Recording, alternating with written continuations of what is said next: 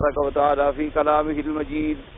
أعوذ بالله من الشيطان الرجيم. بسم الله الرحمن الرحيم. ألم تر كيف فعل ربك بأصحاب الفيل ألم يجعل كيدهم في تضليل وأرسل عليهم طيرا أبابيل ترميهم بحجارة من سجيل فجعلهم كعصف مأكول. قال المؤلف والمفسر رحمه الله تعالى أدام النفع بعلومه وعلومكم في الدارين آمين. إلى أن قال ابن إسحاق فلما بعث الله محمدا صلى الله عليه وسلم كان فيما يعد به إلى قريش من نعمته عليهم وفضله ما رد عنهم من أمر الحبشة لبقاء أمرهم ومدتهم، فقال ألم تر كيف فعل ربك بأصحاب الفيل ألم يجعل كيدهم في تضليل وأرسل عليهم طيرا أبابيل ترميهم بحجارة من سجيل فجعلهم كعصف مأكول. لإيلاف قريش إيلافهم رحلة الشتاء والصيف فليعبدوا رب هذا البيت الذي أطعمهم من جوع وآمنهم من خوف. أي لئلا يغير شيئا من حالهم التي كانوا عليها لما أراد الله بهم من الخير لو قبلوه. اب مفسر رحمۃ اللہ علیہ فرماتے ہیں کہ ابن اسحاق نے یہ بھی روایت فرمایا ہے کہ جب اللہ تبارک و تعالی نے اپنا پاک پیغمبر حضرت محمد الرسول اللہ صلی اللہ علیہ وعلی آلہ وصحابہ وسلم تسلیما کثیرا کثیرا کو بھیجا تو جہاں اللہ تبارک و تعالی نے اتنا بڑی نعمت بھیجی کہ حضور صلی اللہ علیہ وسلم کو مبعوث فرمایا اور آپ کو پھر قریش میں سے ہی پیدا فرمایا، تو اس کے بعد یہ ہے کہ اللہ تبارک و تعالی نے اس نعمت کا بھی ذکر فرمایا جو نعمت اللہ تبارک و تعالی نے اپنے پاک پیغمبر کی بعثت سے بھی پہلے یعنی کفار قریش کو ان کے کعبۃ اللہ کی مجاور کی حیثیت میں باقی رکھا اور اس کے دشمن کو شکست دے دی، تو یہ بھی اللہ کی بہت بڑی نعمتوں میں. اسی لیے میں نے خلاصہ درس میں عرض کر دیا تھا کہ اس کو ہم معجزہ تو نہیں کہہ سکتے، کیونکہ معجزہ تب ہوتا ہے جب اللہ کے پاک پیغمبر نبوت ملنے کے بعد دعویٰ نبوت کر لینے کے بعد ان کے ہاتھ پر کوئی امر خارق عادت ظاہر ہو تو اس کو معجزہ کہا جاتا ہے. اگر ان سے پہلے کوئی ایسے واقعات ہوں تو ان کو ارہاسات کہتے ہیں، یعنی یہ بھی گویا کہ ایک قسم کی حضور کی نبوت کے ابتدا کی بعثت کی نشانیاں ہیں اور آپ کی نبوت کے لیے اس بات ہیں. تو اللہ نے اتنی بڑی نعمت فرمائی قریش سے کہ ان کا دشمن جو اتنا بڑا لشکر لے کر آیا اس کو شکست دے دی،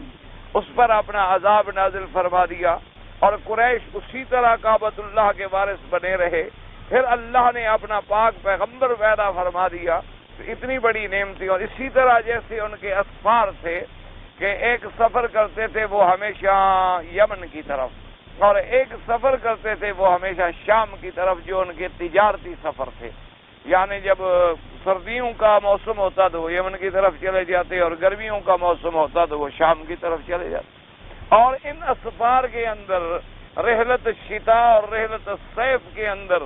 ان کا مامون رہنا، محفوظ رہنا کہ ساری دنیا کے قافلے لٹ جاتے لیکن قریش کے قافلے محفوظ ہوتے، اس وجہ سے کہ ان کو ایک نسبت ہو گئی تھی اللہ تبارک و تعالیٰ کے کعبہ سے. تو یہ اتنے بڑے نعم تھے اور اتنے بڑے انعامات تھے کہ قریش اگر اس کو قبول کرتے تو وہ فوراً اللہ پر اور اللہ کے رسول پر ایمان لے آتے. تو ان نعمتوں میں سے یہ بھی ایک عظیم نعمت ہے. اس لیے فرماتے ہیں کہ جب اللہ نے حضور پاک کی بعثت مقرر فرما دی تو اور قریش پر جو اپنی نعمتیں اللہ نے شمار فرمائی ہیں اور اپنے فضل، ان میں سے ایک بڑی نعمت یہ بھی ہے کہ حبشہ کے لشکر کو رد کیا گیا اور ان کو باقی رکھا گیا، ان کے اسفار کو باقی رکھا گیا. لئلا یغیر شیئا من حالہم، تاکہ ان کے حال اسی طرح قائم رہے، اس میں کوئی تبدیلی نہ آئے. لیکن شرط یہ تھی کہ وہ اللہ کے ان نعمتوں کو قبول فرماتے. قال ابن الشام الابابیل والجماعات ولم تتكلم العرب بواحدة قال وأما السجيل فأخبرني يونس النحوي وأبو عبيدة أنه عند العرب الشديد والصلب. اب ابن الشام فرماتی ہیں کہ ابابیل کا کیا ترجمہ ہے؟ لفظ ہے نا کہ ارسل علیہم طیرا ابابیلا. ابابیل کا کیا معنی؟ انہوں نے کہا ابابیل کا معنی ہے جماعت، یعنی غول در غول، ٹکڑیاں ٹکڑیاں، جماعت پرندوں کی. ایک جماعت آ رہی ہے اور ایک اس کے پیچھے آ رہی ہے اور ایک اس کے پیچھے آ رہی ہے. اور ابابیل اس کو یعنی جمع کے صیغے سے ہی ہمیشہ عرب نے استعمال کیا ہے، اس کا کوئی مفرد نہیں آیا. یعنی بعض جموع ایسی ہوتی ہیں کہ جن کا مفرد نہیں ہوتا، تو اس لیے اس کو جب بھی بولا گیا ہے تو بولا اسی طرح گیا ہے ابابیل کے لفظ سے. اور کہتے ہیں لفظ آیا نا کہ ارسل علیہم طیرا ابابیل ترمیہم بحجارۃ من سجیل. تو سجیل کا کیا معنی ہے؟ تو کہتے ہیں کہ یونس النحوی اور ابو عبیدہ نے مجھے یہ بتلایا کہ عرب کے نزدیک سجیل کہتے ہیں جو چیز بڑی سخت ہو اور بڑی پختہ ہو، شدید ہو اور صلب ہو، سخت ہو، اس کو کہتے ہیں سجیل. جیسے کہ بعض لوگوں نے یہاں یہ بھی کہا ہے کہ اصل میں یہ لفظ فارسی ہے اور پھر معرب ہوا ہے. کیا معنی کہ لفظ تو فارسی ہے لیکن جب عرب نے اس کو استعمال کیا تو وہ معرب ہو گیا، عربی ہو گیا. یعنی اصل میں سجیل کا انہوں نے کہا کہ سنگ و گل، یعنی جب مٹی کا پتھر یا روڑا بنا کے آگ میں پکا دیا جائے تو اس کو کہتے ہیں سنگ و گل. یعنی یہ مٹی کا پکا ہوا پتھر ہے، پکا ہوا اینٹ کا ٹکڑا ہے. لیکن اصل بات یہی ہے، ہمیشہ یاد رکھیں، بہت سارے الفاظ پر بعض علماء نے یہ باتیں کہی ہیں. بعض نے کہا کہ یہ لفظ فارسی تھا، بعض نے کہا یہ لفظ اصل میں حبشہ میں تھا، اور بعض نے کہا کہ یہ لفظ سریانی تھا. تو یہ بات زیادہ راجح نہیں ہے. راجح قول یہی ہے کہ اللہ نے قرآن اتارا ہی لغت عرب میں ہے، بلسان عربی مبین. تو جتنے الفاظ اور کلمات قرآن میں ہیں وہ سب لغت عرب سے ہیں. ہاں یہ علیحدہ بات ہے کہ کبھی ایک لفظ عرب میں بھی ہے اور اس کو دوسرے لوگ بھی اپنے علاقوں میں استعمال کرتے تھے. جیسے اب مثلا اردو کے اندر بھی ہمارے ہاں بہت سارے عرب کے الفاظ جو ہیں وہ رائج ہیں، بہت سارے عربی الفاظ، حتیٰ کہ بعض سرائکی زبان جو ہے ہمارے بہاولپور کی اور ڈی جی خاں اور ڈی آئی خاں علاقوں کی، تو سرائکی زبان کے اندر بھی بعض الفاظ جو ہیں وہ عرب کے رائج ہیں، عربی لغت کے لفظ ہیں لیکن اس کے اندر استعمال ہوتے. اب آپ بھی جب مثلا کسی کو خط لکھیں گے تو کبھی آپ محترم لکھتے ہیں، کبھی مکرم لکھتے ہیں، اور اسی طرح کبھی آپ لکھتے ہیں سلام مسنون. حالانکہ سلام مسنون کوئی اردو کا لفظ تو نہیں ہے، سلام عربی کا لفظ ہے، مسنون بھی عربی کا لفظ ہے. اچھا اسی طریقے سے جیسے سرائکی والے کہتے ہیں نا سندان یا سندان، یہ جو لوہار مارتے ہیں نیچے لوہے کا بڑا رکھا اس کے اوپر رکھ کے لوہے مارتے ہیں، کہتے ہیں سندان. حالانکہ سندان جو ہے وہ عربی کا لفظ ہے. اسی طرح آپ کسی چیز کو جب ختم کرتے ہیں آپ کہتے ہیں بس بس، تو یہ بس عربی کا لفظ ہے، یہ اردو کا لفظ تو نہیں ہے. یہ تو بس جو ہے یہ عربی کا لفظ ہے، بس کافی ہو گیا. اسی طریقے سے آپ نے نہیں دیکھا جیسے قرآن کو اگر آپ شروع کریں گے تو بسم اللہ کی با سے کریں گے اور ختم کریں گے تو سین پہ کریں گے، جب جمع کریں تو بس انتہا ہو گئی، اس کے بعد کوئی کتاب بھی نہیں آئے گی اور کوئی شریعت بھی نہیں آئے گی. تو اسی طرح سے بہت سارے ایسے الفاظ ہوتے ہیں. جیسے آپ کے ہاں بڑا الفاظ استعمال ہوتے ہیں کہ جی میں آپ کا بڑا مشکور و ممنون ہوں. اب مشکور ممنون عربی کا لفظ ہے، کوئی اردو کا لفظ تو نہیں ہے لیکن استعمال اردو میں ہوتا ہے. جیسے بعض لوگ اپنے والدین کو لکھ دیتے ہیں قبلہ و کعبہ، یعنی جیسے قبلہ کعبہ ہماری توجہات کا مرکز ہے، آپ بھی میری توجہات کے مرکز ہیں. تو اب قبلہ بھی عربی کا لفظ ہے اور کعبہ بھی عربی کا لفظ ہے، نہ قبلہ اردو کا لفظ ہے نہ کعبہ اردو کا لفظ ہے. تو اس لیے اگر آپ تلاش کریں تو عربوں کے بہت سارے الفاظ ہیں، کیونکہ اصل میں لغت عرب جو ہے جیسے مکہ ام القریٰ ہے کہ تمام دنیا کی بستیاں گویا کہ ان کی ماں جو ہے وہ مکہ ہے. ماں کہتی ہے نا جو پہلے ہو اولاد بعد میں پیدا ہوتی، تو سب سے پہلا گھر جو مکہ ہوا تو لازمی بات ہے کہ تنذر ام القریٰ ومن حولہا، تو تمام بستیوں کی اور تمام ملکوں کی گویا کہ یہ ماں بن گئی. اسی طریقے سے لغت عرب جو ہے یہ ام الالسنہ ہے، یہ تمام زبانوں کی گویا کہ ماں ہے، کہ تمام زبانوں نے ماں سے جیسے بچے فائدہ اٹھاتے ہیں، کوئی دودھ لیتا ہے، کوئی پانی لیتا ہے، کوئی کھانا لیتا ہے، کوئی اس کی محبت و شفقت لیتا ہے، کوئی اس کا سایہ لیتا ہے، کوئی اس کی گود میں بیٹھتا ہے۔ تو اسی طریقے سے اس لغت سے بھی دنیا نے فائدہ اٹھایا۔ ہر آدمی نے اپنی اپنی زبانوں کے اندر ان الفاظ کو رائج کیا، اور وہ الفاظ اتنی رچ بس گئے، یعنی اتنی وہ اس میں استعمال ہونے کے بعد اس کے اندر جزو بن گئے کہ اب لوگوں نے یہ سمجھ رکھا کہ شاید یہ اردو کے الفاظ ہیں، حالانکہ وہ اردو کے الفاظ نہیں ہیں، بلکہ وہ لغت عرب کے الفاظ ہیں اور اردو کے اندر استعمال ہوتے ہیں۔ اسی طرح بعض لغت عرب کے الفاظ ہیں اور جو جا کر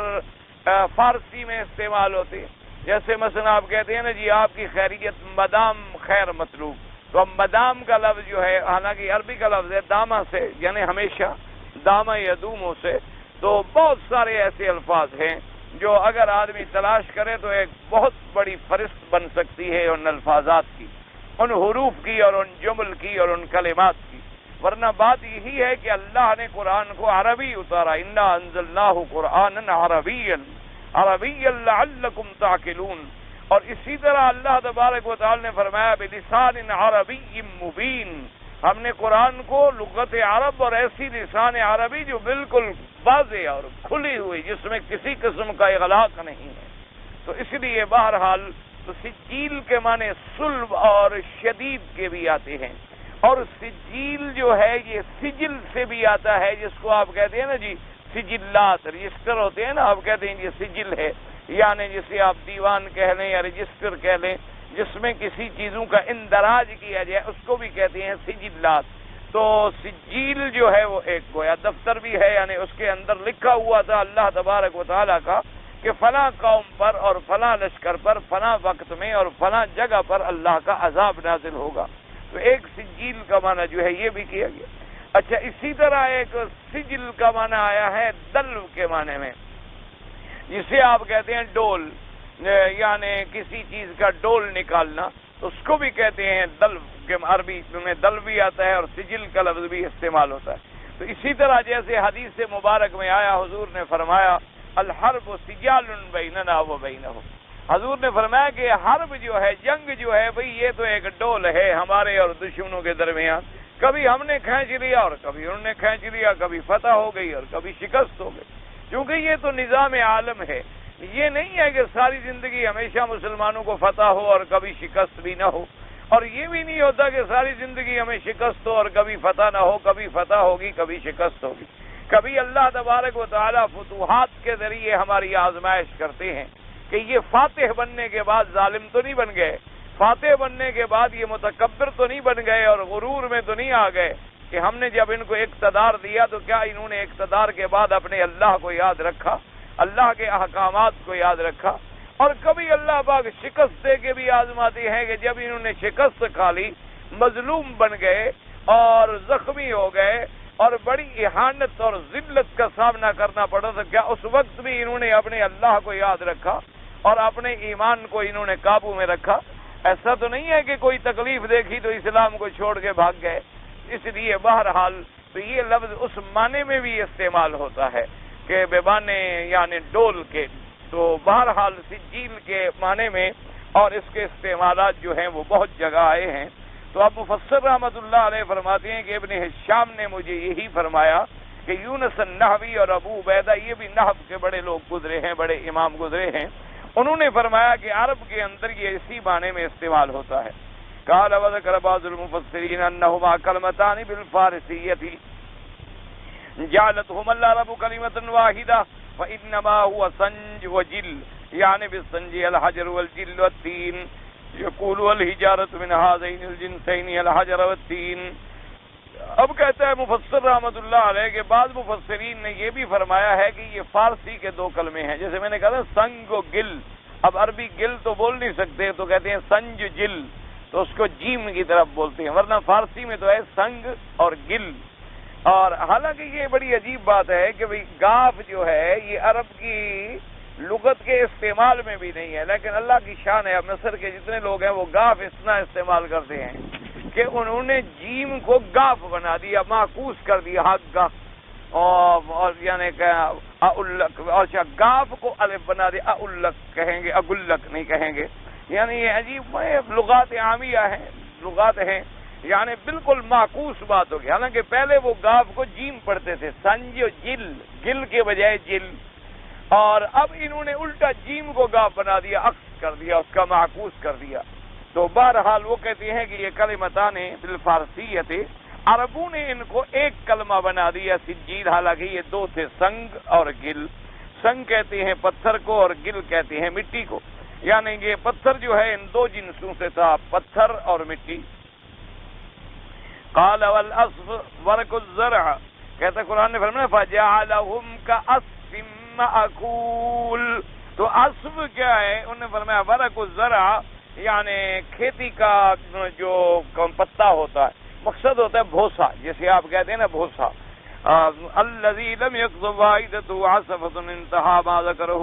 یعنی ایسا پتا جو کچل ڈالا گیا ہو، جو کاشت نہیں ہوا، ابرا نہ ہو، یعنی بھوسا. اور بھوسے کو پھر جانوروں نے جگالی کر کے منہ میں ڈال کے اس کو جگالی کر کے باہر پھینک دیا ہو. وقت کار حماد بن سلمۃ عامر زر عبد اللہ وابو سلمۃ بن عبد الرحمن طیر النبابی قال الفرق، ان کا جماعتوں کی جماعتیں. وقال ابن عباس والضحاک ابابیل یتبع بعضها بعضا، انہوں نے کہا ابابیل ان کو اس لیے کہا گیا کہ پرندے ایک دوسرے کے پیچھے آ رہے تھے، ایک دوسرے کے پیچھے چل رہے تھے. وقال الحسن البصری وقتادہ رحمهم اللہ تعالی علیہم الابابیل الکثیرہ،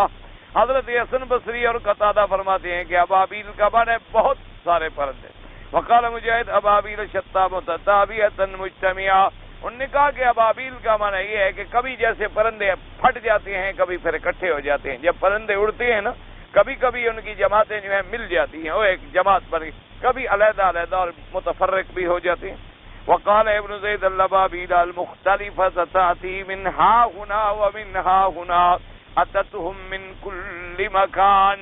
انہوں نے فرمایا کہ ابابیل کا معنی یہ ہے، ابابیل کا معنی ہوتا ہے مختلفہ، یعنی کوئی پرندہ ادھر سے آ رہا ہے، کوئی بندہ ادھر سے آ رہا ہے، کوئی پرندہ ادھر سے آ رہا ہے. تو گویا کہ ان پرندوں نے ان کو ہر طرف سے گھیرے میں لے لیا. تاتیہم من کل مکان، اس لیے فرمایا گیا ابابیلا.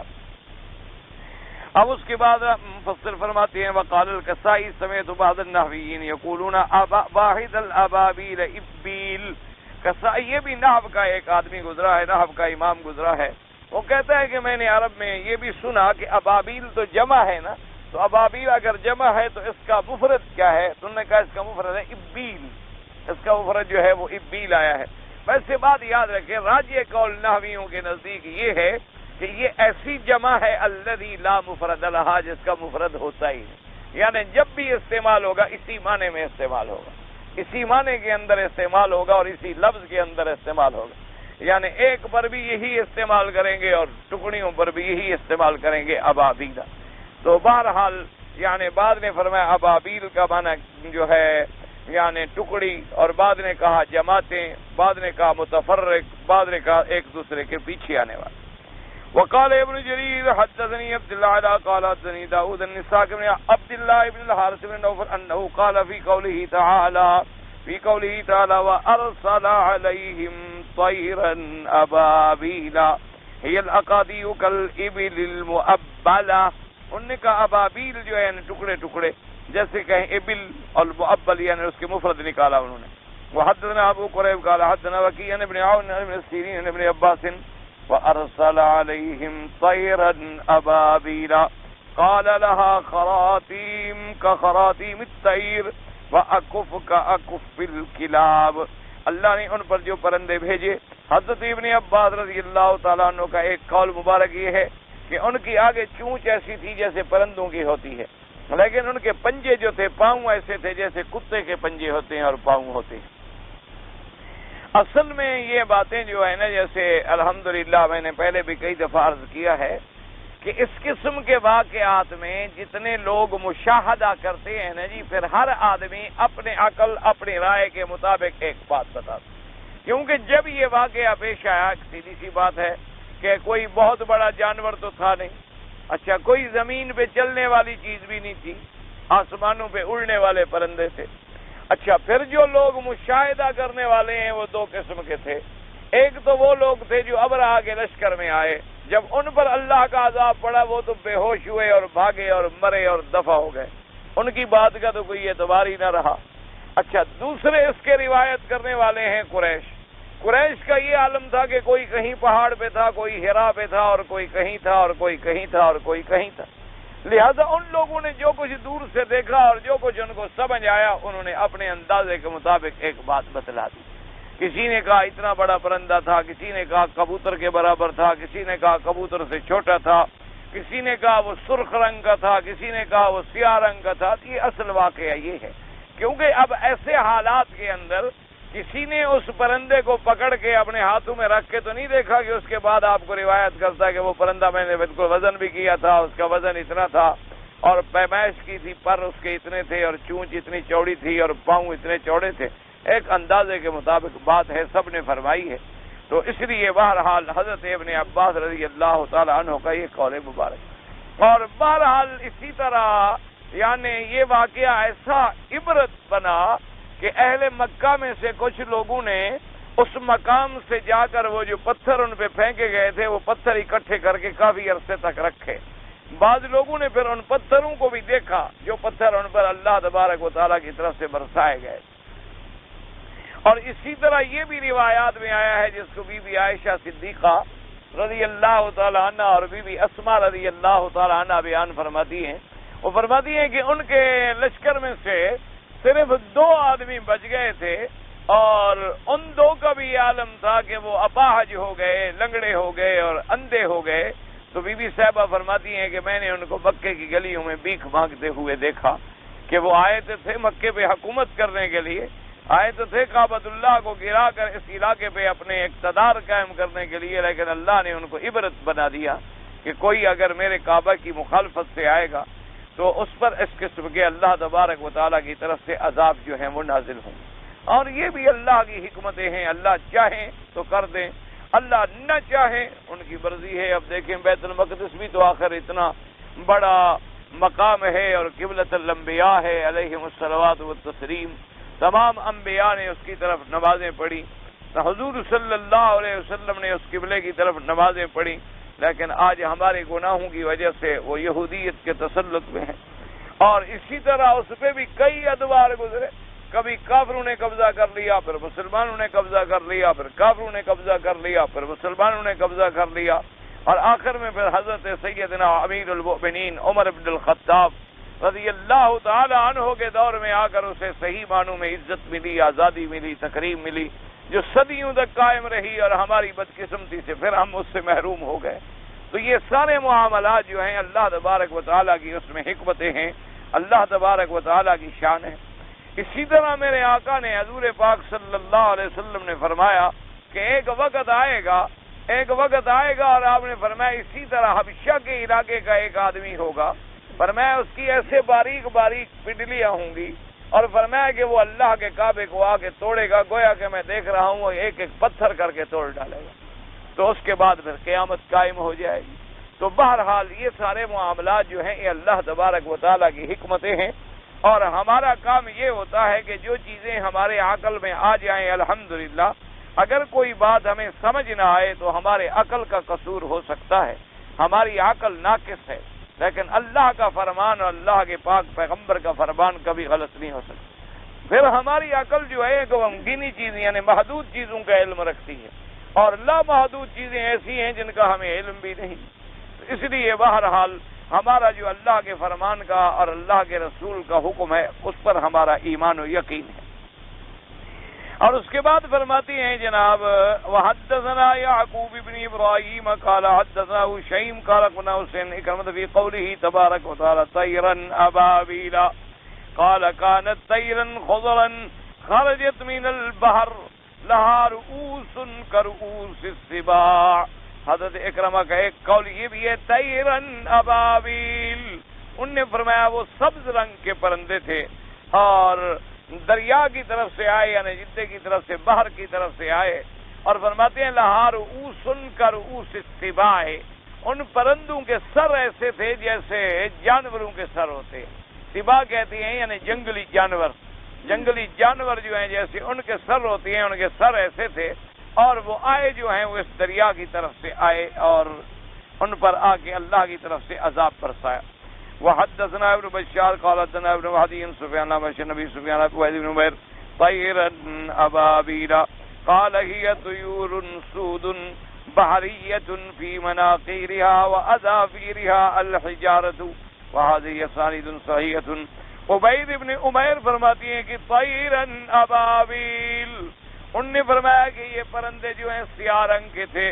اور یہ پرندے ایسے نہیں تھے جو بری پرندے ہوتے ہیں، بلکہ یہ پرندے ایسے تھے طیر سود بحریہ، دریا سے تعلق رکھنے والے پرندے۔ بعض پرندے ایسے ہیں جو سمندری پرندے اور بحری پرندے کہلاتے۔ فرماتی ہیں ان کی چونچ کے اندر بھی واضافی ریا اور ان کے پنجوں کے اندر بھی پتھر تھے۔ اب مفسر رحمۃ اللہ علیہ فرماتے ہیں وہذی اسانید صحیحۃ، یہ جتنے اقوال میں نے نقل کیے ہیں ان کی اسانید جو ہیں بالکل صحیح ہیں۔ اس میں نے عرض کیا نا جی، اب دور سے کسی نے دیکھا اس کو سبز نظر آیا، کوئی اور زیادہ دور اور سبزی زیادہ گہری ہو جائے تو دور سے سیاہ بھی نظر آتی ہے۔ تو اصل بات یہی تھی کہ چونکہ دیکھنے والے بڑے مختلف تھے اور دیکھنے والے مختلف مقامات پر تھے، اور پھر اس وقت ایک یعنی عجیب عالم تھا کہ پہلے جو دیکھنے والے ہوں گے وہ اتنے خائف تھے کہ خدا جانے ابھی ہاتھی بڑھیں گے اور لشکر بڑھیں گے اور اللہ کے کعبے پہ حملہ آور ہوں گے، تو ان کے دل و دماغ پہ کیا گزر رہی ہوگی۔ اچھا پھر انہوں نے بیک وقت دیکھا عجیب کیفیت ہے کہ پرندوں کے غول آ رہے ہیں جو پرندے ہم نے پہلے کبھی دیکھے نہیں، اور پھر وہ پرندے اچھا ابھی پرندے آ رہے ہیں اب یہ کیا کریں گے، پھر انہوں نے پتھر برسانے شروع کیے۔ تو اس لیے بہرحال جتنے لوگوں نے جیسے دیکھا اس کو اسی طریقے سے انہوں نے روایت کر دیا۔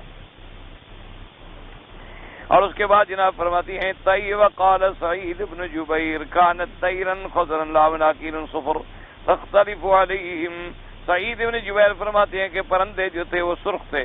سبز تھے، لیکن ان کے آگے جو چونچیں تھیں وہ پیلے رنگ کی تھیں۔ وعن ابن عباس مجاہد كانت الطير الابابيل مثل التي يقال عنقاء مغرب ورواه عنهم ابن ابی حاتم۔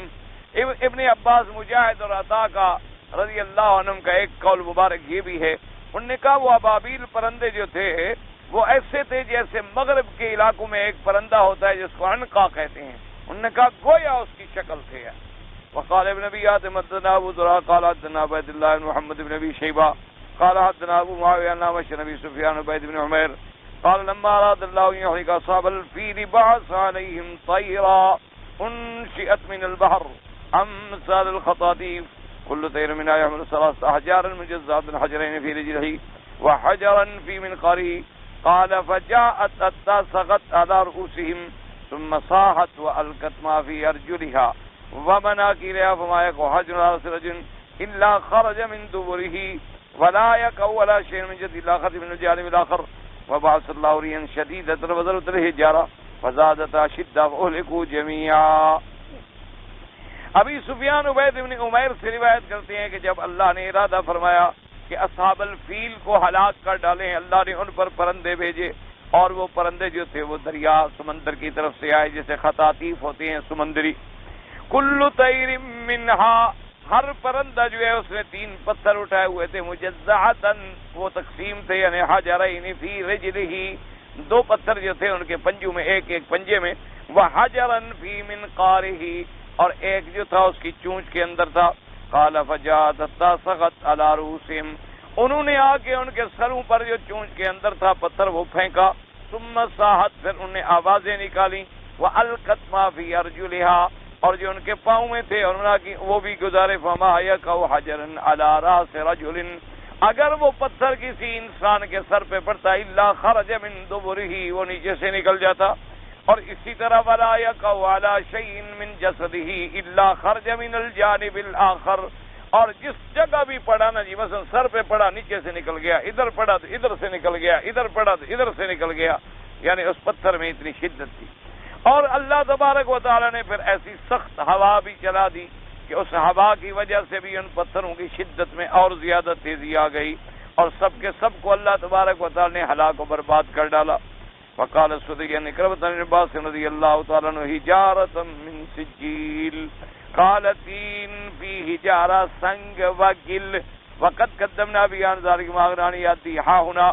مفسر فرماتی ہیں حضرت ابن عباس رضی اللہ تعالیٰ عنہ فرماتی ہیں کہ حجارت من سجیل کا کیا معنی؟ انہوں نے کہا سجیل کا ایک قول یہ ہے کہ سنگ و گل، کہتے ہیں جیسے پہلے آپ پڑھ چکے ہیں، مٹی اور پکائی ہوئی مٹی پتھر.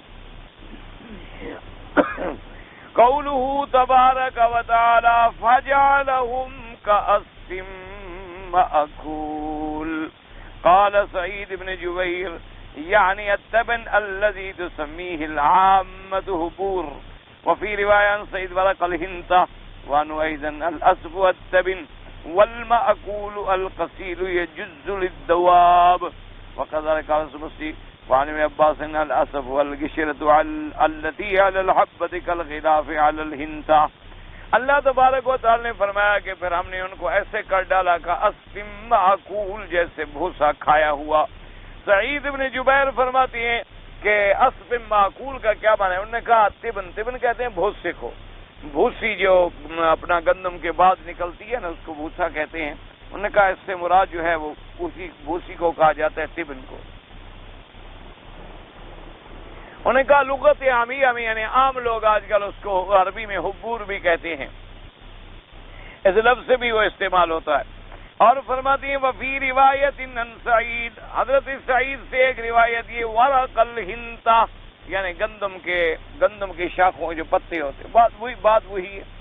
اور فرماتی الاسف التبن یعنی وہی بھوسی، والمأکول القصیر جز للدواب. انہوں نے کہا معقول کا معنی ایک تو یہ ہے کہ جیسے جانور کھا ڈالے، یا معقول کا معنی یہ ہے کہ جیسے اس کو ریزہ ریزہ کر کے جانوروں کے لیے بنایا جاتا ہے کہ جانور کھائیں،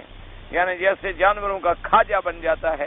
ایسے ان کا حال ہو گیا کہ ان کے بڑے بڑے جانور اور آدمی اور ان کے فوجی اور ان کے لشکر ایسے ریزہ ریزہ ہو گئے کہ جیسے بازو ہے، ہاتھ ہے، جسد ہے. لیکن یعنی ایسا ان پہ اللہ کا عذاب آیا، ایسا اللہ تبارک و تعالی نے ان کو مٹی میں ملا ڈالا کہ ایسے ہو گئے جیسے گھاس چرا ہوا. وَأَنْ ابن عباس، حضرت ابن عباس رضی اللہ تعالیٰ عنہ کا قول مبارک یہ بھی الاسف والقشرة التي على الحبة كالغلاف على الهنطة. انہوں نے فرمایا کہ اسف کا معنی ہوتا ہے وہ جو چھلکا اوپر ہوتا ہے، جیسے آپ نے دیکھا ہے انہوں نے کہا کہ گندم کے اوپر جیسے غلاف آ جاتا ہے، وہی بھوسے کا ہی غلاف ہوتا ہے نا. اسی لیے اس کا جامع ترجمہ جو ہے مفسرین رحمہم اللہ نے اردو میں کیا ہے کہ بھوسے کی طرح. وقال ابن زید الصف ورق الزرع ورق البقل اذا اکلته البهائم فصار درینا فراسته فصار درینا. ابن زید فرماتے ہیں کہ اسف کا معنی یہی ہے کہ کھیتی کے پتے یا سبزیوں کے پتے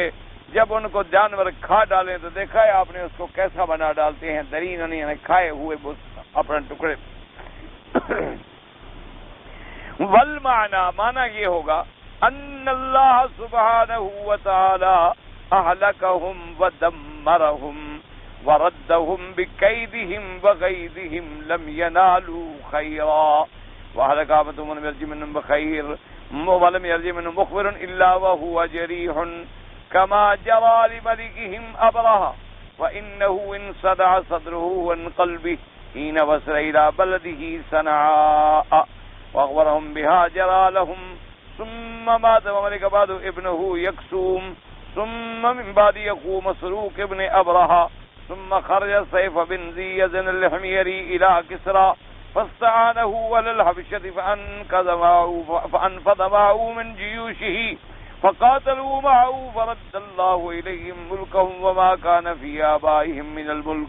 فجاءت وفود العرب بالتهنئة. اب جناب مفسر رحمۃ اللہ علیہ فرماتی ہیں کہ ان تمام اقوال کے جمع کرنے کے بعد خلاصہ اور ترجمہ کیا نکلا، یعنی مفہوم کیا ملا ہمیں ان آیات مبارکہ سے کہ ان اللہ سبحانہ وتعالی، اللہ تبارک و تعالی نے ان کو ہلاک کر ڈالا، اللہ تبارک و تعالی نے ان کو برباد کر دیا. وردہم بکیدہم وغیظہم، ان کے مکر کو ان پہ الٹ ڈالا، ان کے غضب اور غصے کو ان پہ الٹ ڈالا. لم ینالوا خیرا، کوئی خیر حاصل نہ کر سکے. وَأَهْلَكَ عَامَّتُهُمْ، اور اکثر ان کے جو تھے ہلاک کر دیے گئے، برباد کر دیے گئے. وَلَمْ يَرْجِعْ مِنْهُمْ مُخْبِرٌ إِلَّا وَهُوَ جَرِيحٌ، یعنی ان کا کوئی خبر دینے والا بھی نہ لوٹا مگر اس حال میں کہ وہ بھی زخمی تھا. اسی طرح کما جرى لملکہم ابرہا، اور اسی طرح جیسے ان کے بادشاہ ابرہا کے ساتھ پیش آیا کہ جب وہ صنعا میں جا کے پہنچا فإنہ انصدع صدرہ عن قلبہ، اس کا سینہ جو تھا وہ بھی پھٹ کے باہر ٹکڑے ٹکڑے ریزہ ریزہ ہو گیا، اور اس نے جا کے پھر بتلایا کہ ہاں کیا ہوا ہمارے ساتھ، پھر وہ مر گیا۔ اس کے بعد اس کا بیٹا جو ہے وہ بنا یکسوم، اس کے یعنی ابرہا کے بعد، پھر اس کے بعد اس کا بھائی ہے مسروق ابن ابرہا، وہ بادشاہ بنا، پھر سیف بن ذی یزن الحمیری، انہوں نے حمیریوں سے چھینی تھی نا سلطنت، تو ان کا آدمی گیا کسریٰ کی طرف، فاستعانہ علی الحبشۃ، اس نے حبشہ والوں کے خلاف مدد مانگی کسریٰ سے، اس نے لشکر بھیجا اور انہوں نے آ کر پھر حبشہ والوں سے قتال کیا، اور قتال کرنے کے بعد پھر اپنا ملک جو تھا ان سے واپس چھین لیا، اور جو ان کے والدین کا یعنی ملوک حمیر چونکہ پہلے یہاں کے بادشاہ تھے تو انہوں نے پھر اپنے باپ دادا کی شاہی جو تھی واپس چھین لی اور اس پہ قبضہ کر لیا، اور اس کے بعد پھر عرب کے قبائل جو تھے ان کو مبارکبادی دینے کے لیے وفود آئے کہ بھئی چلو اصل لوگ جو تھے وہی واپس آ گئے اپنے ملک پر۔ وقد قال محمد بن اسحاق حدثنا عبد الله بن ابي بكير عن عمرة بنت عبد الرحمن بن اسد بن زرارة عن عائشة رضي الله تعالى عنها قالت لقد رأيت قائد الفيل وسائسه بمكة أعميين مقعدين يستطعمان، وروى الواقدي عن عائشة مثله، وروى ونسوى بنت أبي بكر أنها قالت كانا مقعدين يستطعم الناس عند إساف ونائلة حيث يذبح المشركون ذبائحهم، قلت كان اسم قائد الفیل انیسا۔ اب مفسر رحمۃ اللہ علیہ فرماتی ہیں کہ محمد بن اسحاق نے یہ روایت بھی نقل کی ہے بی بی عائشہ صدیقہ سے رضی اللہ تعالی عنہا سے کہ لقد رأیت قائد الفیل، انہوں نے کہا میں نے دیکھا تھا کہ اس قائد جو تھا ہاتھیوں کے چلانے والا اور اس کے ہانکنے والا، ان کو میں نے دیکھا، وہ دونوں جو تھے وہ اندھے ہو چکے تھے اور دونوں جو تھے وہ لنگڑے ہو چکے تھے، مقعدین بیٹھے رہتے تھے، چل نہیں سکتے تھے، یستطعمان لوگوں سے بھیک مانگتے تھے کھانے کے لیے۔ اسی طرح بی بی اسما بھی کہتی ہیں کہ میں نے بھی دیکھا ان کو بیٹھا ہوا لنگڑے ہو چکے اور لوگوں سے بھیک مانگا کرتے تھے۔ اصاف و نائلہ جو بت تھے مشرکین کے، ان بتوں کے پاس آ کے وہ بھی بیٹھے رہتے تھے، اور مشرکون چونکہ آ کے اپنے بتوں پہ چڑھاوے چڑھاتے تھے اور جانور ذبح کرتے تھے، جن کو بھی کھانے کو مل جاتا تھا۔ اب مفسر رحمۃ اللہ علیہ فرماتے ہیں قائد الفیل انیسا، کہ فیل بانو کا جو قائد تھا چلانے والا اس کا نام انیسا تھا۔ وقد ذکر الحافظ ابو نعیم فی کتاب دلائل النبوہ من طریق ابن وهب ابن لحیۃ عن خالد عثمان ابن البویض کہ صذاب الفیل فلم يذكر نبرة قادم من اليمن انما باس على الجيش رجل يقال له الشمر بن مقصود وكان الجيش ليلا فاصبحوا سرعا، وهذا السياق غريب جدا، وان كان ابو نعیم قد كفى ورجه ولا غيره واستغنى براد الاشم الحبشی قادم مکہ کما دل علی ذلك السیاقات والاشعار۔ اب فرماتے ہیں کہ حافظ ابو نعیم نے اپنی کتاب دلائل النبوہ میں انہوں نے قصہ اصحاب فیل کا ذکر کیا ہے، لیکن اس میں انہوں نے ابرہا کا ذکر نہیں کیا۔ انہوں نے کہا ہے کہ ابرہا یعنی خود نہیں آیا تھا بلکہ اس نے اپنے لشکر بھیجا تھا، تو یہ غلط بات ہے۔ اصل بات صحیح جو ہے مفسر رحمۃ اللہ علیہ فرماتے ہیں وہ یہی ہے کہ ابرہہ بن الاشرم جو ہے وہ خود آیا، اس نے خود اس لشکر کی قیادت کی، اور اس کے بعد پھر جو اللہ کا عذاب ان پہ آیا، کیونکہ وہ فرماتے ہیں کہ اسی پر تمام اقوال، تمام روایات، اور پھر عرب کے اندر جو شعراء نے اس واقعے پہ اشعار لکھے ہیں وہ سارے اسی بات کی گواہی دیتے ہیں کہ ابرہہ خود آیا۔ ابرہہ نے کوئی لشکر کے، اور لشکر جو ہے تقریباً وہ 20,000 کا تھا۔ کہتی ہیں کہ جناب غزالوان ابن لایت نسن وطن ابراد اسباس اسود بن مقصود لا قطعی خطیبت امام الفیل ولم یذکر قدوم ابرد نفسه والصحیح قدومه۔ ایک روایت اور بھی آئی ہے ابن لحیہ نے کہ ابرہہ نے آدمی بھیجا تھا جس کا نام تھا اسود ابن مقصود، لیکن خود نہیں آیا، لیکن مفسر فرماتا ہے وہ صحیح روایت ہی ہے کہ وہ خود آیا۔ واللہ ابن مقصود کان علی مقدمۃ الجیش واللہ عالم، انہوں نے کہا یہ ہو سکتا ہے کہ وہ ابن مقصود جو ہے وہ بھی اس کے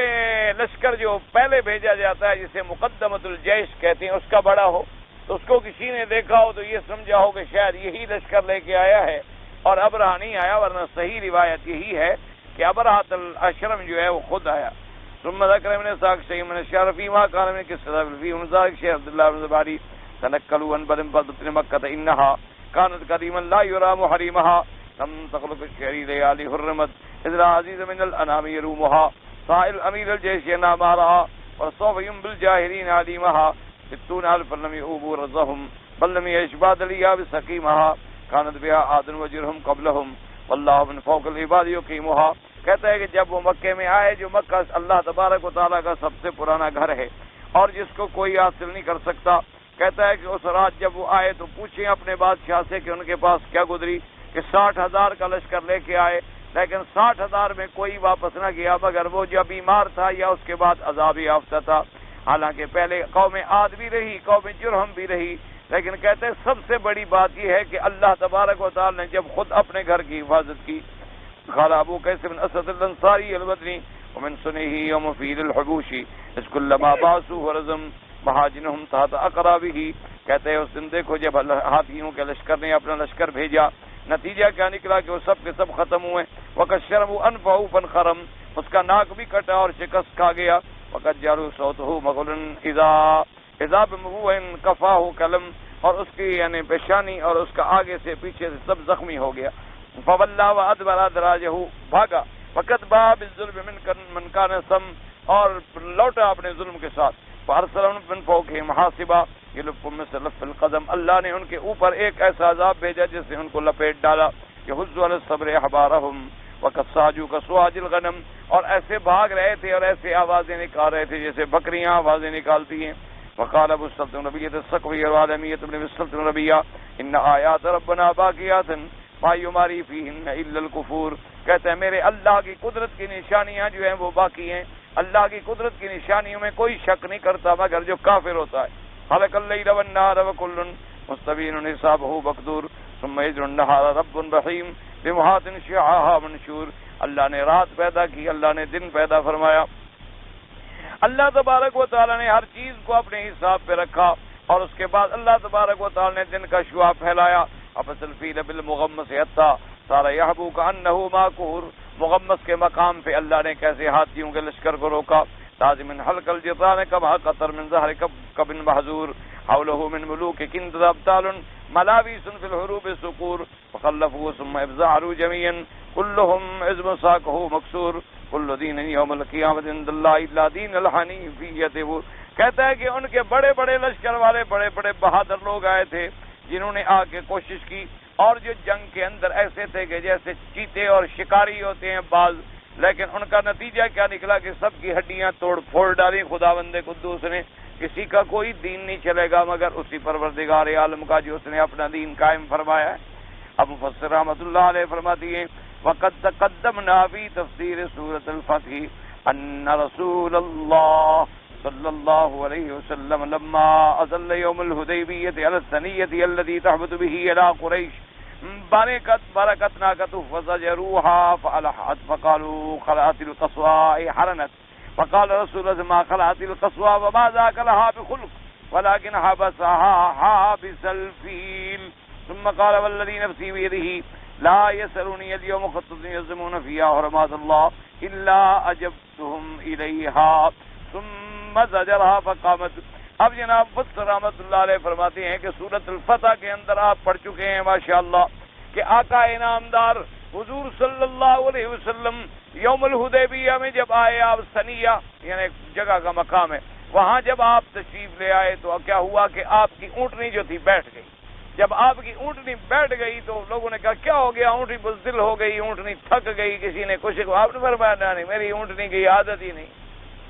نہیں ہے اونٹنی کی کہ ایسا کر کے بیٹھ جائے، بلکہ حبسها حابس الفیل، میری اونٹنی کو بھی اسی ذات نے آج روک دیا ہے جس نے ہاتھیوں کو روک دیا. یہ اللہ کے حکم سے بیٹھی ہے، ورنہ میری اونٹنی میں یہ عادت نہیں ہے کہ وہ ایسی بزدل بن جائے اور ہٹ جائے اور بیٹھ جائے. پھر حضور پاک نے اسے ڈانٹا تو کھڑی ہوئی، لیکن حضور کو رکنا پڑا. وہ علامت تھی کہ اس سال حضور صلی اللہ علیہ وسلم عمرے کے لیے تشریف نہ لا سکے حرم میں،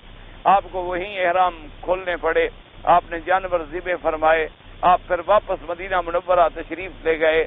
اور پھر اس کے بعد آپ نے عمرہ قضا فرمایا. مقصود مفسر رحمۃ اللہ علیہ کا یہ ہے کہ اس کو بھی اسی ذات نے روکا ہے جس نے روکا تھا ہاتھیوں. اور آپ نے فرمایا والذی نفسی بیدہ، مجھے قسم ہے اس ذات پاک کی کہ آج مجھ سے کوئی ایسی بات جو اللہ کے حرمات کے بارے میں تعلق رکھتی ہے اور یہ پوچھو گے بغیر میں اس کا جواب دوں گا، یعنی ایسی باتیں جو ہیں جب پوچھو گے تو میں ان کا جواب دوں گا کہ اللہ نے ہر چیزوں کے حرمات رکھے. الحدیث من افراد البخاری یعنی اس حدیث کے امام بخاری رحمۃ اللہ علیہ نقل فرمائے وفی الصحیحین ان رسول اللہ صلی اللہ علیہ وسلم قال یوم فتح مکہ، یہ صحیحین میں یعنی بخاری میں بھی ہے اور مسلم میں بھی ہے، ان اللہ بس عن مکہ الفیل وسلط علیہا رسولہ المؤمنین وانہ قد آتت حرمتها اليوم كحرمتها بالامس الا فلیبلغ الشاہد الغائب۔ حضور پاک صلی اللہ علیہ وسلم نے صحیحین میں یہ بات آئی ہے، یہ واقعہ یوم فتح مکہ کا کہ جب اللہ تبارک و تعالی نے مکہ فتح فرما دیا تو حضور پاک صلی اللہ علیہ وسلم نے فرمایا کہ ان اللہ حبس عن مکہ الفیل، کہ اللہ تبارک و تعالی نے اپنی قدرت سے ہاتھیوں کو روک دیا مکے پہ حملہ کرنے سے، اور اللہ تبارک و تعالی نے اپنے پاک پیغمبر کو اجازت دی، اللہ پاک کی اجازت اور حکم کے مطابق آج ہم نے جہاد کیا اور اللہ نے فتح عطا فرمائی، اور فرمایا اس کے بعد پھر اللہ کے کعبے کی حرمت اسی طرح لوٹ آئی جیسے پہلے، یعنی جیسے پہلے اس میں قتال حرام تھا اب بھی حرام ہے اور قیامت تک حرام رہے گا۔ حضور صلی اللہ علیہ وسلم نے جو مکے پہ حملہ فرمایا تو آپ کو بھی اجازت ملی تھی، اس اجازت کے مطابق حضور صلی اللہ علیہ وسلم داخل ہوئے۔ مقصود بیان کا یہ تھا کہ اللہ تبارک و تعالیٰ کے کعبے کی حرمت جو ہے اسی طرح کا فرمایا الا فلیبلغ الشاہد الغائب، کہ جو لوگ یہاں موجود ہیں وہ میری اس بات کو ان تک پہنچائیں، جو موجود نہیں ہیں۔ تو صحابہ رضوان اللہ علیہم اجمعین نے حضور صلی اللہ علیہ وسلم کے فرمان کا پورا پورا حق ادا کر دیا کہ انہوں نے یعنی جو بات حضور پاک سے سنی تھی وہ اقطار عالم میں مشرق سے مغرب تک اور شمال سے جنوب تک، یعنی آدمی تصور نہیں کر سکتا کہ صحابہ نے اللہ کے نبی کا دین کیسے پہنچایا، یعنی کیسے انہوں نے قربانیاں دی ہیں اور کیسے فرامین رسول پاک صلی اللہ علیہ وعلی آلہ واصحابہ وسلم تسلیما کثیرا کثیرا کو پہنچایا ہے۔ تو بہرحال الحمدللہ سورۃ الفیل کا ترجمہ اور تفسیر جو ہے ختم ہوئی، تو اسی کے اندر ہمیں عبر ملے، اسی کے اندر ہمیں نصائح ملے کہ کوئی آدمی کبھی اپنی قوت پہ ناز نہ کرے، کوئی آدمی کبھی اپنے لشکر پہ ناز نہ کرے، کوئی آدمی کبھی اللہ تبارک و تعالی جن چیزوں کی عزت کریں ان کی بے عزتی کے در پہ نہ ہو، کیونکہ اللہ تبارک و تعالی نے جیسے اپنے کعبے کی حرمت کو قائم رکھا اور متکبرین کے تکبر کو خاک میں ملا ڈالا، اور جو لوگ ہاتھیوں جیسے اتنے عظیم الجثہ جانور لے کے آئے تھے ان کو اللہ تبارک و تعالی نے مٹی میں ملا دیا۔ اور اس سے یہ بات بھی ثابت ہو گئی کہ یہ واقعات کوئی حادثے نہیں تھے، جیسے بعض منکرین کہتے ہیں نا جی کیا ہے حوادث ہیں، زلزلہ آ گیا تو کہتے ہیں اب زلزلے نہیں آ رہے جی، اور جی طوفان آ گیا، نوح علیہ السلام کہتے ہیں جی اب نہیں دیکھا ہے کہ پورے کے پورے صوبے غرق ہو رہے ہیں، کبھی ہوائیں جو نے کہتے اب نہیں دیکھا جی ہوائیں چل رہی ہیں اور بڑے بڑے لاوے آتش فشاں پھٹ جاتے ہیں، اس میں تو کوئی بات نہیں۔ یہ حادثے نہیں ہو سکتے کہ ایک لشکر حبشہ سے چلے اور اسی نیت سے چلے کہ میں اللہ کے کعبے کو گرا ڈالوں گا، اور باقاعدہ رستے میں اس کے ساتھ عرب کے قبائل لڑائی لڑیں، جنگیں لڑیں، شکست کھائیں، ناکام ہو جائے، وہ مقام مغمس پہ پہنچے، پھر عبد المطلب کو بلا کے چیلنج کرے، اپنے ہاتھیوں کو ساتھ لے آئے اور پھر ایک پرندے آئیں اور اس کو آگے ختم کر ڈالے، یہ کون سا حادثہ ہے؟ یہ واقع ہو گیا کہ یہ سب کچھ اللہ تبارک و تعالیٰ کی قدرت سے ہوا اور اللہ تبارک و تعالیٰ کے حکم سے ہوا، واللہ تعالی عالم وعلمہ اتم۔ کہتے جی حرم شریف کے اندر جیسے کہ حدیث مبارک میں آیا ہے کہ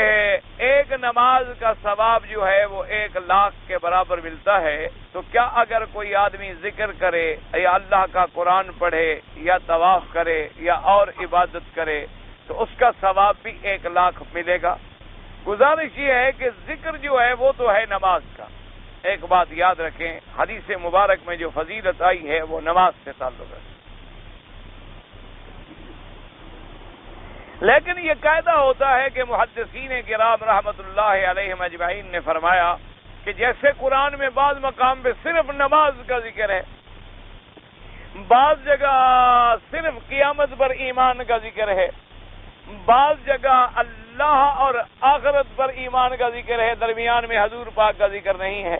تو اب یہ مانا تو نہیں ہے ایک آدمی خدا کو مانے آخرت کو مانے لیکن حضور پاک کو نہ مانے تو مسلمان ہوگا؟ نہیں ہوگا۔ تو مانا یہ ہوتا ہے کہ اول آخر کا ذکر کر دیا، باقی سارا دین اسی کے اندر آ گیا۔ اسی لیے محدثین نے فرمایا کہ نماز ایک عبادت ہے، تو جب اس عبادت کا ثواب اللہ اتنا دے رہے ہیں تو عبادت کوئی بھی ہو، جو بھی عبادت ہوگی تو گویا اس کا ثواب جو ہے یہاں اللہ تبارک و تعالی 1,00,000 عطا فرمائیں گے۔ ذکر تو اللہ نے صرف عبادت کا فرما دیا، لیکن ایک عبادت کا جب ذکر آ جائے تو جیسے نماز عبادت ہے اسی طرح روزہ بھی عبادت، نماز عبادت ہے تو ثواب بھی عبادت، نماز عبادت ہے تو ذکر اللہ بھی عبادت۔ تو جو چیزیں پھر عبادت میں آ جائیں گی، اطاعت میں آ جائیں گی، ان سب پر اللہ کی رحمت سے انشاءاللہ 1,00,000 کا ثواب ملے گا۔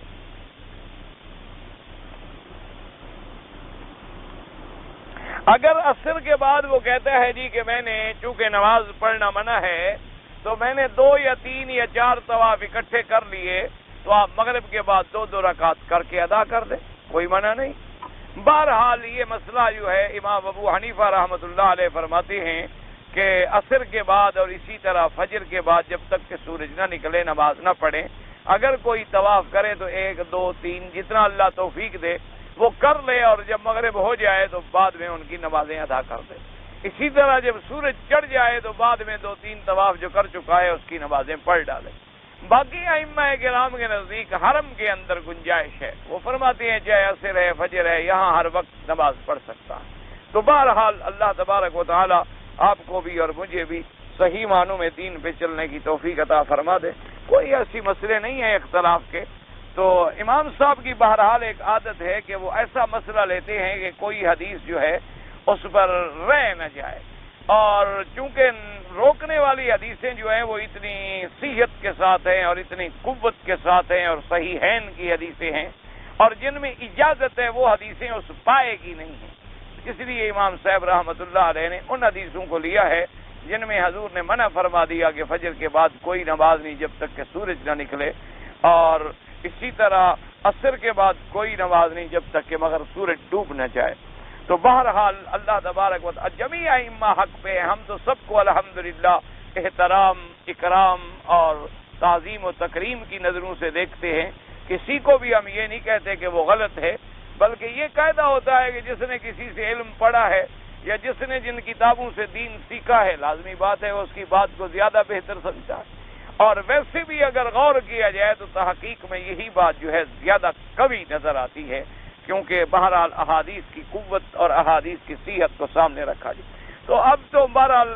میں تو ایسا کرتا ہوں سچی بات جو ہے، تاکہ بلا وجہ اختلاف بھی نہ پڑے اور لوگوں میں اتحاد اور اتفاق پیدا کرنے کی کوشش کی جائے کہ بھی اگر آپ نے فجر کے بعد طواف کیا ہے، آپ مجبور ہیں کہیں جانا ہے، قافلہ جا رہا ہے، ساتھی جا رہے ہیں، گاڑی تیار ہے، سفر کرنا ہے، پڑھ لیں نماز، تین ائمہ کے نزدیک گنجائش موجود ہے۔ اور اگر آپ کو کہیں نہیں جانا ہے، آپ موجود ہیں، تو پھر آرام سے بیٹھ جائیں، سورج نکلنے کے بعد آرام سے پڑھ لیں تاکہ کسی حدیث مبارک کی مخالفت نہ آئے۔ پتہ نہیں، مجھے تو پڑھا نہیں جاتا، ہمارے آدمی مسلمان ہو کر مکہ مکرمہ کا پتہ نہیں کیا ہے، حرم شریف میں طواف کرتا ہے، کیا حضور نے استعمال کیا ہے، کوئی صحابہ کرام نے استعمال کیا ہے، انگریز کا لباس ہے، کون سا انگریز کا لباس ہے، پتہ نہیں، کو پتہ تو ہونا کیا پہن کر، مجھے پتہ نہیں آپ نے لکھا کیا ہے، قسم بقسم کا پہن کر، پتہ نہیں کیا ہے۔ بھئی ایک موٹی بات یاد رکھو، لباس میں جو شریعت نے منع کیا ہے کہ ریشم نہ ہو اور سونے کا زیور نہ ہو، وہ تو حرام ہے، اور دوسرے لباس جو بدن کو چھپا لیں، سطر کو چھپا لیں، کوئی حرام نہیں ہے۔ صرف اس وجہ سے ہم دیکھیں گے کہ بعض لباس ایسے ہیں جن کے پہننے سے یہود و نصارہ کا تشبہ قائم ہوتا ہے تو نہ پہنے، اگر نہیں ہوتا تو پہنے، کوئی منع نہیں ہے، بس بات ختم ہو گئی۔ اب لباس کوئی ہے کسی قسم کا،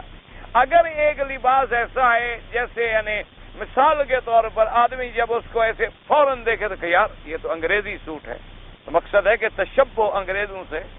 ہو رہا ہے۔ اگر اس کو دیکھنے کے بعد یہ شبہ نہیں ہوتا تو ٹھیک ہے، مقصد تو صرف ہم نے بدن کا چھپانا ہے، لباس کوئی بھی ہو، قمیض ہے، توپ ہے، چھوٹا ہے، بڑا ہے، چادر ہے، پاجامہ ہے، شلوار ہے، کچھ ہے، کوئی پہن لے۔ لیکن اگر کسی لباس کے دیکھنے کے فوراً بعد یعنی ہر دیکھنے والے کو فوراً یہ تاثر جاتا ہے کہ کہ یہ لباس جو ہے جی بالکل انگریزوں کی طرح ہے، گلے میں سلیب لٹکائی ہوئی ہے، بو لگائی ہوئی ہے، اور یہ جناب یوں پہنا ہوا ہے وہ ایسے لباس سے بچنے کی کوشش کرے تاکہ تشبہ میں نہ آ جائے۔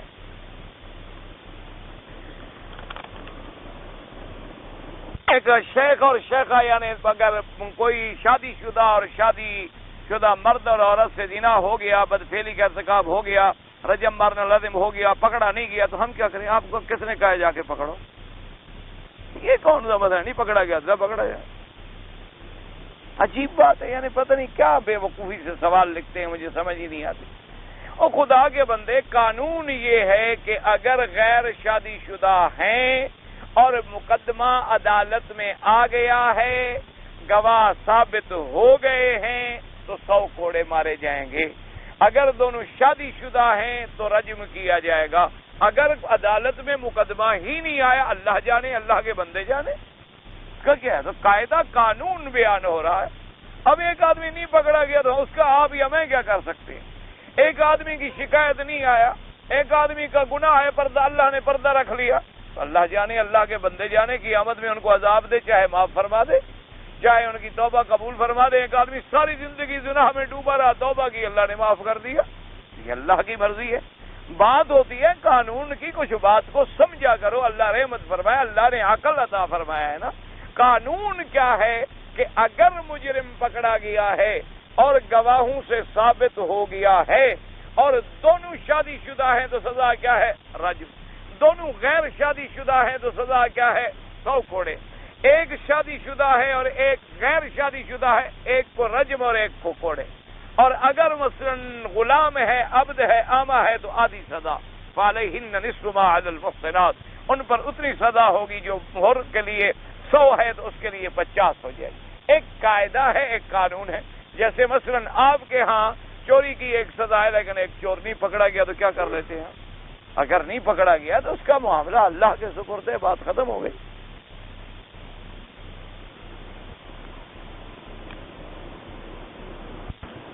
ہم 12 بجے حرم میں داخل ہوئے تو تحیت المسجد پڑھے۔ میں نے عرض کر دیا ہے نا جی کہ بعض ائمہ کے نزدیک حرم میں ہر وقت جائز ہے، اور امام ابو حنیفہ رحمۃ اللہ علیہ کے نزدیک سورج سر پہ ہو تو نہ پڑھیں، سورج نکل رہا ہے نہ پڑھیں، ڈوب رہا ہے نہ پڑھیں،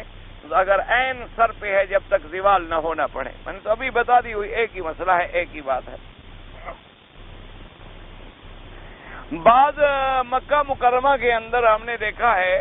کہ بعض مساجد کے اندر 11:30 بجے ایک اذان ہو جاتی ہے، وہ اعلان ہوتا ہے، گویا کہ اعلام ہوتا ہے کہ لوگ جو ہیں وہ تیاری کریں اور غافل نہ رہیں۔ ایسی کوئی بات نہیں، اذان ہے کیا؟ اذان کا معنی یہی ہے نا کہ ایک ندا ہے، ایک اعلان ہے، ایک خبر ہے کہ لوگوں کو خبر ملے، کیونکہ جمعہ کے دن بہرحال جمعہ کی بہت بڑی فضیلت ہے اور بہت بڑی اہمیت ہے، حتیٰ کہ بعض حدیث مبارک میں آتا ہے کہ جو آدمی عمدن 3 جمعے چھوڑ دیتا ہے، یعنی غفلت کر جاتا ہے کہ چلو چھوڑے یار نہیں پڑھتے پھر پڑھ لیں گے، حالانکہ صرف جمعہ چھوڑا ہے، یعنی نماز چھوڑی ہے، جمعہ چھوڑا ہے، یعنی جمعہ پڑھنے نہیں گیا، ظہر پڑھ لی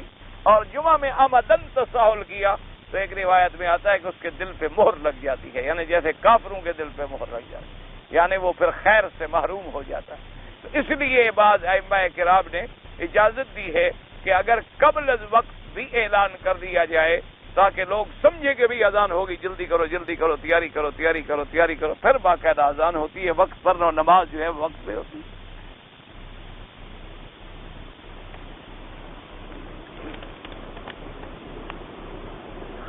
کہتا ہے جی کہ صدقے کا گوشت جو صدقہ کرے آدمی وہ خود کھا سکتا ہے یا نہیں کھا سکتا؟ اگر نفلی صدقات ہے کوئی ایسی بات نہیں، لیکن جب آپ نے خیرات ہی کرنی ہے تو خیرات کر کے پھر خود کھانے کا کیا مطلب؟ اگر خود کھا لے تو کوئی ایسی بات نہیں، کیونکہ ایک صدقات واجبہ ہیں اور ایک نافلہ، عام صدقہ خیرات ہے، کوئی ایسا مسئلہ نہیں۔ باقی حرم مدینہ منورہ تمام مساجد بند ہو جاتی ہیں، صرف حرم مدینہ نہیں رات کو بند ہوتا بلکہ تمام مساجد جو ہیں وہ بھی بند ہو جاتی، تو اس لیے بہرحال ہر مسجدوں کا اپنا اپنا، جیسے کہ ایک کیونکہ کعبۃ اللہ کو اس لیے بند نہیں کیا جاتا کہ یہاں تو کسی نہ کسی شکل میں طواف اگلے نے لازمی کرنا ہے، اب ایک آدمی نے طواف کرنا ہے، ایک نے طواف الوداع کرنا ہے، اگر بند ہو تو پھر کیا کرے وہ بیچارہ، اور اس نے سفر کرنا، وہاں کوئی ایسا امر مانے نہیں ہوتا ہے، اس لیے جیسے باقی مساجد بند کر دی جاتی ہیں اس مسجد کو بھی بند کر دیا جاتا ہے۔ حرم شریف کے اندر عورتیں داخل ہو سکتی ہیں، بالکل داخل ہو سکتی ہیں، عورتیں کیوں داخل نہ ہوں؟ حضور صلی اللہ علیہ وسلم کے زمانے میں عورتیں داخل ہوئیں، عورتوں نے طواف کیے، عورتوں نے نمازیں پڑھیں، عورتوں نے صفا مروہ دوڑی، اور بی بی صاحبہ ام اسماعیل نے تو اسی جگہ حرم کے اندر خود ڈیرا رکھا، یہیں زمزم نکلا، سارا ہوا۔ عورتوں کے لیے منع نہیں ہے، صرف شریعت کا حکم یہ ہے کہ عورتیں جب مسجد میں آئیں تو بن سنور کے نہ آئیں، یعنی میک اپ سنگار کر کے نہ آئیں، اور ایسی خوشبو لگا کے نہ آئیں جو خوشبو تیز ہو اور لوگوں تک پہنچے۔ آدمی بیٹھے ہو نا تو یکدم خوشبو آئے، آدمی لازماً دیکھے گا نا، ایسی خوشبو نہ آئے۔ عورتیں خوشبو لگائیں لیکن جس کی خوشبو پھیلنے والی نہ ہو، یعنی ان کے بدن تک محدود رہے، جو اس کے شوہر کو پہنچے یا اس کو خود فائدہ ہو۔ اور مرد ایسی خوشبو لگائے کہ پھیلے، ایک دوسرے کو فائدہ ہو، کیونکہ وہاں پردہ نہیں ہوتا۔ اسی لیے حکم ہے کہ جب عورت اگر آئے تو پردے کا لحاظ کرے اور شریعت کے احکام کا لحاظ کرے اور انتہائی ادب کے ساتھ آئے، اور جب نماز پڑھے تو سب سے آخری صفوں میں نماز پڑھے، کیونکہ مردوں کے لیے جیسے پہلی صفوں میں نماز پڑھنا افضل ہے، عورتوں کے لیے پیچھے کی آخری صفوں میں نماز پڑھنا افضل ہے۔ تو بہرحال عورت کو منع نہیں کیا جا سکتا، لیکن اگر وہ گھر میں نماز پڑھے تو زیادہ ثواب ہے۔ اگر عورت حرم کے اندر بھی، یعنی آپ اندازہ فرمائیں کہ مدینہ منورہ میں حضور نے فرمایا کہ جو عورت گھر میں نماز پڑھے اس کو ثواب زیادہ ہوگا، حالانکہ نماز پڑھانے والے کون تھے؟ حضرت محمد الرسول اللہ صلی اللہ، یعنی خاتم الانبیاء خود امام ہیں، لیکن فرماتے ہیں میری امامت کے بجائے گھر میں نماز پڑھے تو زیادہ ثواب۔ تو لہذا گھر کے اندر اگر عورت نماز پڑھے تو افضل ہے اور زیادہ ثواب ہے، لیکن حرم میں آئے تو ہم منع نہیں کریں گے، لیکن آئے ان شروط کے ساتھ کہ ادب، احترام، حیا، پردہ، شریفانہ لباس اور بالکل احترام، یہ نہیں کہ فیشن کیا ہوا ہے اور بازو کھلے ہوئے ہیں اور بال کھلے ہوئے ہیں اور سنگار کیے ہوئے ہیں اور میک اپ کیے ہوئے ہیں، یہ تو آنا بجائے ثواب کے زیادہ گناہ ہوتا ہے۔ ایک آدمی مر گیا اور مرنے کے بعد جب اس کو دفن کر دیا گیا تو اس کے اقربا اور رشتہ دار جو ہیں وہاں آدھے گھنٹے تک کھڑے رہے اور پھر چلے آئے، اور پھر روزانہ جاتے ہیں۔ بہرحال دفن کرنے کے بعد وہاں کچھ دیر کھڑا رہنا جو ہے وہ تو منع نہیں ہے، بلکہ حدیث میں آیا، حضور پاک نے فرمایا کہ جب آدمی کو دفن کر لیں اور قبر اس کی برابر کر لیں، فرمایا کہ اب اس کے لیے اللہ سے دعا مانگو کہ اللہ تبارک و تعالیٰ اس کو قبر کے اندر سوال اور جواب میں ثابت قدم رکھے۔ آپ نے فرمایا الآن یسأل، آپ نے فرمایا اب سوال جواب ہوگا، فاسألوا له التثبیت، اب اس کے لیے دعا مانگو کہ اللہ پاک اس کو ثابت قدم رکھے۔ اسی طریقے سے ایک صحابی رضی اللہ تعالیٰ عنہ بھی فوت ہوئے تو انہوں نے فرمایا اپنے ورثاء سے کہ میں جب فوت ہو جاؤں تو مجھے دفن کرنے کے بعد آپ لوگ وہاں کچھ دیر ٹھہریں۔ تو اس لیے یہ تو کوئی ایسی بات نہیں۔ باقی روزانہ قبر پہ جانا جو ہے وہ بھی بنا نہیں ہے اگر عبرت کے لیے ہے، اور بہرحال 2-4 دن جب گزریں گے پھر سب تھک جائیں گے۔ پہلے 2-4 دن تو جذبہ ہوتا ہے نا، شوق ہوتا ہے کہ باپ کی قبر ہے اور میرے بھائی کی